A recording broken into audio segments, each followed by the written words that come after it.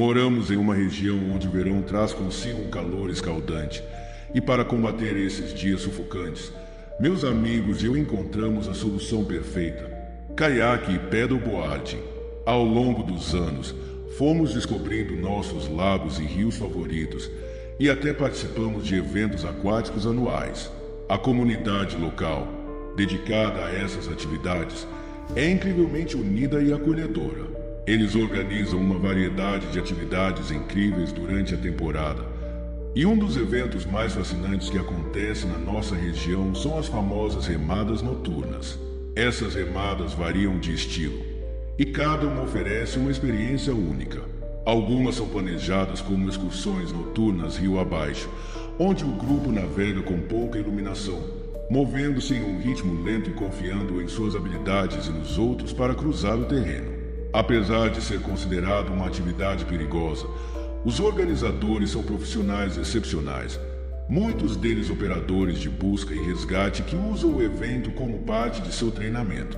Outro tipo de remada noturna, que é mais o meu estilo, é uma verdadeira festa na água. As pessoas decoram suas pranchas e caiaques com bastões de neon, luzes coloridas e até mesmo tinta que brilha no escuro. Elas levam boias infláveis, jangadas, caixas térmicas, alto-falantes e tudo o que precisam para criar uma festa flutuante. Essas remadas rave noturnas são as minhas favoritas, e eu sempre me certifico de participar de pelo menos uma ou duas a cada verão. Mesmo à noite, as temperaturas na nossa região podem passar dos 30 graus e às vezes até ultrapassar os 40. Certa vez, meus amigos e eu fomos convidados para uma dessas remadas.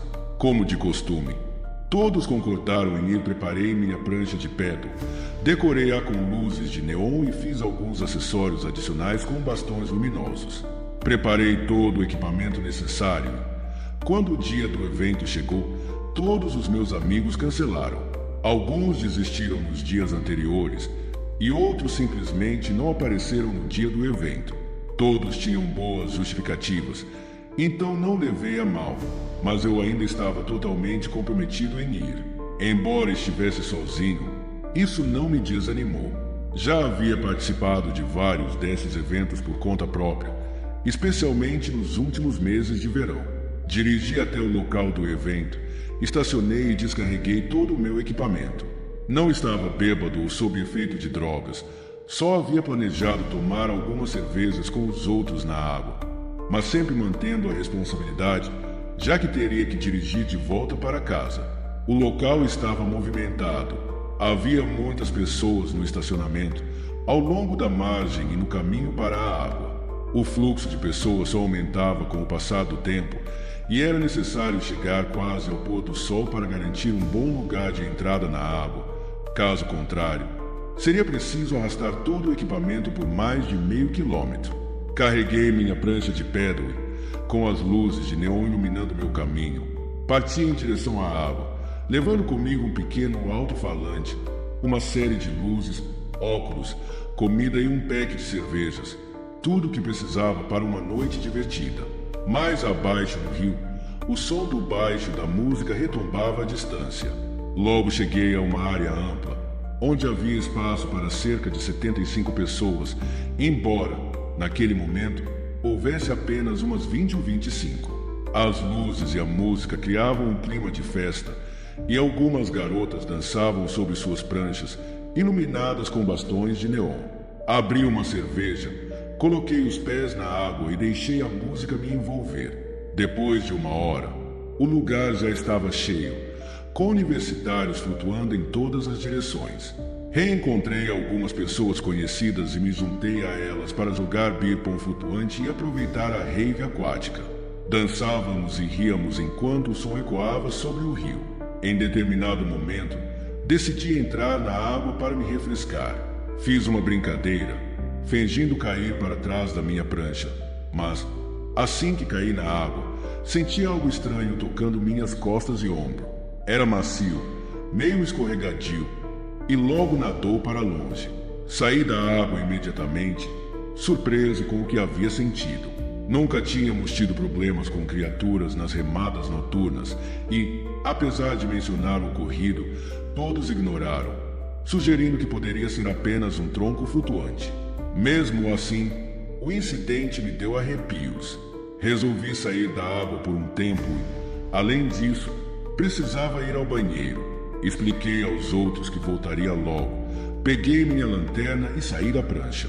Mal havia dado 5 ou 6 passos quando senti novamente algo se movendo, dessa vez tocando minha canela. Acendi a lanterna e, para minha surpresa, vi uma pessoa me olhando debaixo d'água. Ele estava usando equipamento básico de snorkel, com óculos, tubo respirador e nadadeiras. Fiquei chocado. Quando comecei a chamar meus amigos, o homem mergulhou mais fundo e sumiu na água. Gritei, e logo todos acenderam suas lanternas na direção dele. O sujeito sabia que havia sido descoberto e tentou agir de forma descontraída, mas sabíamos o que estava acontecendo. O que ele fazia era perturbador. Ele nadava ao redor das garotas, escondido nas sombras do rio, e, mais inquietante ainda, roubava objetos diretamente das pranchas e caiaques. Carteiras, chaves, celulares e outros itens desapareciam misteriosamente. O homem mantinha esses itens como resgate, exigindo uma recompensa para devolvê-los. Algumas pessoas até encontraram alianças de casamento perdidas anos antes, graças a ele. Esse evento foi um lembrete sombrio de que, mesmo em meio à diversão e à festa, nunca se pode baixar a guarda.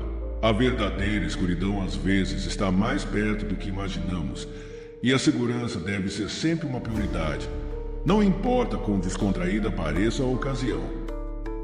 O noroeste do Pacífico é um paraíso para os entusiastas do ar livre, e meu namorado Bri e eu não somos exceção. As florestas são tão densas que é como caminhar através de uma selva. Junto com as impressionantes montanhas e o oceano, a região se torna um cenário verdadeiramente único. Para nós, é impossível não aproveitar a beleza natural sempre que podemos. Tentamos sair pelo menos uma vez por semana para explorar algumas trilhas, e sempre há algo novo a ser descoberto. Nunca vemos a mesma coisa 2 vezes. Nos conhecemos na universidade, unidos por nosso amor compartilhado por trilhas, mochilão e atividades ao ar livre. Desde o início do relacionamento, as aventuras na natureza nos aproximaram ainda mais. Nossa conexão com a natureza fortalece o vínculo entre nós, e temos um profundo respeito por esse ambiente. Embora já tenhamos experimentado diversas atividades, as trilhas de um dia são nossas favoritas, principalmente pela conveniência e acessibilidade. Caminhar ao ar livre, especialmente em trilhas, nos colocou em uma forma física excelente. Exploramos inúmeras trilhas, cada uma oferecendo uma experiência única e uma oportunidade de nos conectarmos com o mundo natural. Quando soubemos de uma fonte natural no final de uma trilha, sabíamos que tínhamos que ir. Essa fonte, descrita como uma joia escondida, estava em um vale remoto. A caminhada levaria o dia inteiro, mas a promessa de uma vista serena e água fresca era irresistível. Passamos a semana inteira planejando a viagem, estudando mapas e guias online, além de preparar todo o equipamento necessário. Finalmente, o fim de semana chegou e, animados, partimos logo cedo. Dirigimos até o início da trilha, e a emoção crescia a cada minuto. Ao chegar, o estacionamento quase vazio indicava que teríamos a trilha só para nós. Com as mochilas prontas, carregadas de água e lanches, começamos a trilhar. As árvores ao redor, imponentes e verdes, criavam uma atmosfera mágica, suas folhas sussurrando suavemente ao vento. A trilha era estreita, mas bem marcada, o que nos permitiu avançar rapidamente. Porém, conforme íamos mais adentro da floresta, a trilha começou a desaparecer em alguns trechos, bifurcando em várias direções. Nosso entusiasmo inicial deu lugar à curiosidade e até um pouco de preocupação. Estávamos acostumados a trilhas desafiadoras e aceitamos o desafio de navegar por essa. Utilizamos nosso mapa de mão para tentar nos orientar, mas a trilha continuava a se diluir. Mesmo assim, seguimos em frente, convencidos de que estávamos no caminho certo. Depois de 1 hora de caminhada, a trilha parecia se restabelecer. À medida que continuávamos, a natureza ao nosso redor nos envolvia em sua beleza serena. Sentíamos que, apesar dos desafios, estávamos no caminho certo. No entanto, ao chegar a uma clareira, encontramos um grande cartaz de madeira, vandalizado e ilegível. A clareira dava origem a várias trilhas, mas sem o cartaz legível, não sabíamos qual delas levava à fonte. Foi então que notamos um homem sentado em um tronco do outro lado da clareira. Ele vestia roupas de caminhada gastas e seu rosto mostrava sinais de exposição prolongada aos elementos. Bree e eu trocamos olhares e decidimos nos aproximar dele em busca de informações. O homem parecia amigável. Após um rápido cumprimento, Bree perguntou se ele poderia nos ajudar a encontrar a fonte. O estranho nos deu direções, mas algo em seu comportamento nos incomodava. Ele evitava o contato visual, olhando ao redor e para o chão enquanto falava. Embora suas orientações fossem claras, algo em seu tom me deixou desconfortável. Ainda assim, agradecemos e seguimos o caminho indicado. Conforme caminhávamos, a floresta ao nosso redor parecia ficar mais densa. O ar estava pesado e a sensação de que algo não estava certo se intensificava. De repente, comecei a ouvir passos. Parecia que alguém estava nos seguindo, mas não consegui identificar se era uma pessoa ou um animal. Alerta! Mencionei isso a Bree, mas ele minimizou a situação, dizendo que era normal na floresta. Continuamos por mais algum tempo até que, ao olhar para trás, vi o homem de antes espreitando entre os arbustos, nos seguindo. Meu coração disparou. A essa altura, ele estava a cerca de 400 metros de distância, mas sua presença era inegável. Bree tentou me acalmar, sugerindo que ele provavelmente estava apenas caminhando como nós. No entanto, algo no comportamento daquele homem não me parecia normal. Mais à frente, encontramos outro casal caminhando na direção oposta. Eles nos informaram que estávamos na trilha errada. Não estávamos no caminho para a fonte, mas sim para o mirante. Meu coração afundou. Tínhamos caminhado por quase 2 horas na trilha errada, e agora sabíamos que o homem havia nos dado direções falsas. Algo estava muito errado. Após conversar com o casal, decidimos voltar. Enquanto discutíamos nossos próximos passos, ouvimos o som de uma câmera disparando. Olhamos e vimos o estranho, agora bem mais próximo, tirando fotos de nós escondido atrás de uma árvore. O medo tomou conta de mim. Não sabia o que ele queria, mas era evidente que suas intenções não eram boas.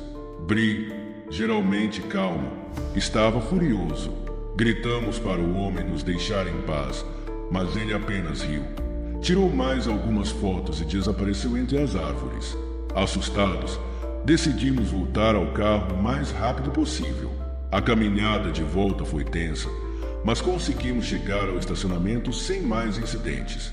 O estranho havia desaparecido e não vimos mais ninguém no caminho de volta. Até hoje, me pergunto o que aquele homem realmente queria e o que ele fez com as fotos que tirou. A ideia de que fotos minhas possam estar circulando em algum lugar me dá arrepios. Sempre ouvi dizer que é difícil fazer amigos quando se é adulto. Nunca levei isso muito a sério até chegar à meia-idade, quando as pessoas ao meu redor começaram a sumir. As crianças saíram de casa, restando apenas minha esposa e eu. Os amigos de outrora se mudaram para longe ou simplesmente perderam o interesse. De repente, eu tinha tempo livre, mas ninguém para compartilhá-lo. Minha esposa e eu temos nossos próprios hobbies.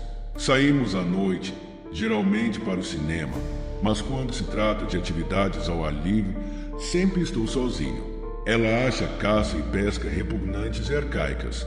Eu a amo por ser tão feminina. Cerca de 10 anos atrás, fiz o impensável. Arranjei um amigo. Seban era um conhecido da cidade. Nos encontramos na loja de artigos de pesca e, após trocar algumas dicas, decidimos planejar uma viagem juntos. Desde então, ele se tornou meu parceiro de pesca. Minha esposa o chama de meu amante, o que é engraçado. Somos pescadores de rio. Às vezes vamos ao lago, mas a correnteza de um riacho sempre nos atrai mais. é mais isolado e costuma trazer melhores resultados. Comparo pescar num lago e num riacho como dirigir um carro automático e um manual. Ambos te levam a algum lugar, mas um é simplesmente mais divertido. Naquela manhã, a viagem parecia como qualquer outra. Seban passou em casa por volta das 5 da manhã, pouco antes do amanhecer. Pegamos a estrada para a floresta, seguindo velhos caminhos de serviço que atravessam a mata. Seban teve a brilhante ideia de usar o Google Maps para encontrar um ponto mais isolado do rio, longe de outros pescadores. E ele conseguiu. Era o lugar perfeito, longe de tudo e de todos, onde raramente víamos sinais de vida humana. Eu adoro essa hora do dia, murmurou Seban, com a voz rouca, enquanto dirigíamos por entre as árvores escuras. O mundo ainda está dormindo e nós já estamos aqui, começando o dia. Eu grunhi em concordância, tomando meu café, enquanto a escuridão do lado de fora parecia nos envolver. Estávamos sozinhos, como sempre gostamos. Chegamos ao local onde costumávamos estacionar, um pequeno recuo na estrada, discreto o suficiente para evitar olhares curiosos. Poucos ousavam ir tão longe na floresta, especialmente tão cedo. Pegamos nosso equipamento e nos aventuramos na escuridão. Nossas lanternas lançavam sombras distorcidas nas árvores, dando vida a formas que pareciam nos observar. Enquanto caminhávamos em direção ao rio, sentia o coração acelerar. Sempre havia algo de inquietante naquela floresta. Não eram os animais que me assustavam, mas a ideia de que algo, ou alguém, pudesse estar nos observando. Andávamos em silêncio. Apenas o farfalhar das folhas debaixo de nossos pés quebrava o som do vento. Sempre carregávamos armas, mas sabíamos que elas não nos protegeriam se algo realmente ruim acontecesse. Ao nos aproximarmos do rio, avistamos nossa velha árvore de referência, uma monstruosa e retorcida figura que se erguia sombria contra o céu. Foi ali, aos pés daquela árvore, que vimos algo que jamais tínhamos visto em todos esses anos de pescaria. Um par de botas desamarradas.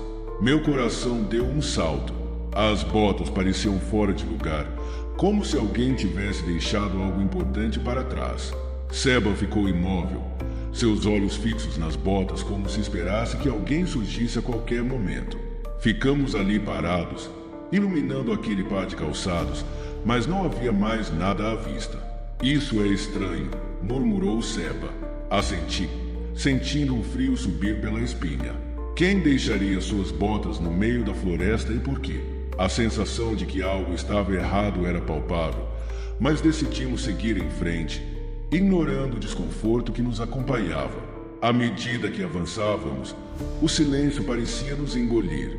Não falávamos mais, como se o menor som pudesse atrair algo que não queríamos encontrar. Finalmente, chegamos ao rio. A água brilhava sob os primeiros raios de sol, como se estivesse alheia ao que acontecerá na floresta. Nos separamos, cada um indo para seu próprio canto. Lancei minha linha na água, esperando encontrar paz na solidão, mas a sensação de estar sendo observado não me deixava. A cada minuto, olhava para o outro lado do rio, esperando ver algo se mover entre as árvores. Ei, Seban, vê algo estranho? Perguntei, tentando manter a calma. Não, nada. Só o de sempre, ele respondeu, sua voz tensa. Continuei pescando, mas não conseguia relaxar. E então, algo aconteceu. Um peixe mordeu minha linha. A excitação tomou conta de mim, mas assim que comecei a puxá-lo, algo se moveu na minha visão periférica. Era rápido e quase invisível, mas o suficiente para me fazer gelar. Antes que eu pudesse reagir, uma pedra voou de entre as árvores, atravessando o rio e atingindo Seban no peito. Ele congelou, o medo estampado em seu rosto. O que quer que estivesse nos observando, agora estava agindo. Vamos sair daqui, sugere. Mas Seban insistiu em continuar, apesar do medo que sentíamos. Decidimos pescar um pouco mais rio abaixo. O que encontramos, no entanto, foi pior do que qualquer coisa que poderíamos imaginar. Ao virarmos uma curva, vimos sangue, litros de sangue, manchando a água. e na margem, peixes mutilados, como se algo ou alguém os tivesse massacrado. Olhamos um para o outro, sem palavras, e soubemos que era hora de ir embora. Nunca mais voltamos àquele lugar. Nunca pensei que uma simples excursão escolar pudesse se transformar em uma das experiências mais aterrorizantes da minha vida. Ainda hoje, quando fecho os olhos, consigo reviver cada momento com uma clareza inquietante. Contar essa história é difícil para mim, mas talvez, ao compartilhá-la, eu possa evitar que outros passem por algo semelhante. Esta é a minha história. Embora por muito tempo tenha tentado esquecer, as lembranças daquela noite na floresta continuam a me assombrar. Tudo começou como qualquer outra excursão escolar, uma atividade rotineira organizada pela escola para os alunos do ensino médio. Era final da primavera e todo o grupo estava empolgado. 3 dias na floresta, acampando sob as estrelas, explorando a natureza, longe das salas de aula e das provas, parecia o plano perfeito para encerrar o ano letivo. Para muitos de nós, era a primeira vez acampando, o que aumentava o ar de novidade e empolgação. Éramos um grupo de 15 alunos, todos da mesma turma, acompanhados por 3 professores: a professora Jimenez, o professor Rodrigues e o professor Carranza. A professora Jimenez, nossa professora de biologia, era responsável pela excursão. Uma mulher enérgica e apaixonada pela natureza, ela sempre tentava tornar suas aulas o mais práticas e dinâmicas possível. O professor Rodrigues, de educação física, estava encarregado de nos manter ativos, planejando caminhadas e garantindo nossa segurança durante as atividades ao ar livre. Mas foi o terceiro professor, Carranza, que acabou sendo o centro de uma experiência que jamais esquecerei. Carranza era novo na escola, havia chegado naquele ano e, embora eu não soubesse muito sobre ele, desde o início senti que havia algo em seu jeito que não se encaixava completamente. Ele era um homem de meia idade, alto e magro, com uma barba desleixada que lhe dava um ar misterioso. Não é que ele fosse antipático. Muitos dos meus colegas o achavam simpático, ainda que um pouco estranho. O que me incomodava era seu olhar. Havia algo na maneira como seus olhos se fixavam em você, como se ele estivesse te estudando. Isso me causava arrepios. O primeiro dia no acampamento transcorreu sem grandes incidentes, mas em retrospectiva, pequenos sinais já deveriam ter me alertado. Chegamos ao local pela manhã, após uma longa viagem de ônibus. O acampamento ficava em uma área densa, a cerca de 2 horas da cidade. Assim que chegamos, a professora Jimenez nos dividiu em grupos. Alguns montariam as barracas, outros recolheriam lenha e o restante ajudaria a preparar a comida. Todos estavam empolgados com a aventura que nos aguardava. Carranza, no entanto, mantinha-se um pouco à parte. Ele ajudava, mas havia algo na maneira como ele se movia, como observava os outros, que me parecia inquietante. Enquanto os outros professores brincavam e riam conosco, ele parecia mais interessado em nos observar. Em certo momento, enquanto eu montava uma barraca, vi Carranza a alguns metros de distância, olhando fixamente para nós. Sua expressão era indecifrável, mas seus olhos me deram um calafrio. Desviei o olhar rapidamente, tentando convencer a mim mesmo de que era só nervosismo. Naquela noite, ao redor da fogueira, as coisas começaram a mudar. Estávamos todos rindo e compartilhando histórias quando Carranza, que até então estava em silêncio, decidiu intervir. Já se perguntaram como seria se perder aqui e nunca mais conseguir sair, disse ele, sua voz ressoando no ar frio da noite. O grupo ficou em silêncio, surpreso com a pergunta. Era um comentário estranho, fora de contexto. O que você quer dizer com isso, professor? Perguntou Laura, uma das minhas colegas, com um sorriso nervoso. Carranza sorriu de volta, mas não era um sorriso caloroso. Era um esgar que me fez sentir um arrepio. Quero dizer que, se alguém se empenhar demais na floresta, pode se perder. Imaginem estar aqui, sozinhos no escuro, sem saber se algum dia vão encontrar o caminho de volta. O comentário deixou o ambiente pesado. Alguns riram nervosamente, tentando aliviar a tensão, mas eu senti algo sinistro nas palavras dele. A forma como ele disse isso, o olhar intenso enquanto falava, me deixou profundamente desconfortável. Tentei afastar essa sensação, afinal, o que poderia haver de errado em uma simples pergunta? Quando voltei para minha barraca naquela noite, não consegui dormir. Cada pequeno som da floresta me deixava em alerta. O crepitar dos galhos, o sussurro do vento, tudo parecia mais intenso. Meus colegas adormeceram rapidamente, mas eu ficava relembrando as palavras de Carranza, porque ele havia falado sobre se perder na floresta. Teria sido apenas uma piada de mau gosto.